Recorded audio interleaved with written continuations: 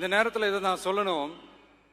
இந்த டிராவல்ல, இந்த ப்ராசஸ்ல எனக்கு எவ்வளவோ கஷ்டங்கள், எனக்கு எவ்வளவோ இந்த அவமானப்படுத்தினதெல்லாம் ஒரு பக்கம் இருந்தாலும், எனக்காக கூட நின்ன உங்களுக்கும் அதே மாதிரி கஷ்டங்கள், அதே மாதிரி அவமானங்கள்,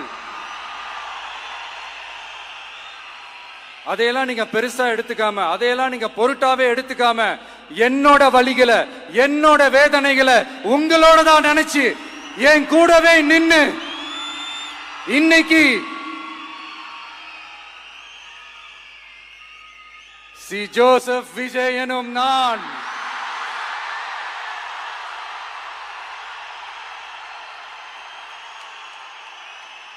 அத உண்மையாக்கி இருக்கிறீங்க. உண்மையிலே எனக்கு என்ன சொல்றதுன்னு எனக்கு தெரியல.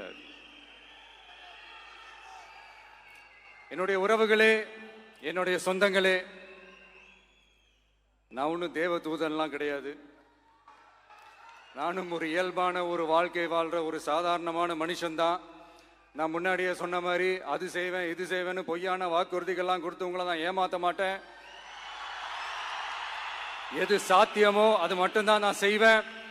இம்மிடியட்டா உங்க மனசுல ஒரு கேள்வி ஒண்ணு வரலாம், அப்ப சாத்தியம் இல்லாததை செய்ய மாட்டாங்களா, செய்ய முடியாதா அப்படின்ற ஒரு கேள்வி ஒண்ணு வரலாம். இத்தனை கோடி மக்கள் என் கூட இருக்கும் போது எது வந்தாலும் பார்த்துக்கலாம், என்ன வந்தாலும் பார்த்துக்கலாம் அப்படின்ற அந்த கான்பிடன்ஸ் என் மனசுல இருக்கு.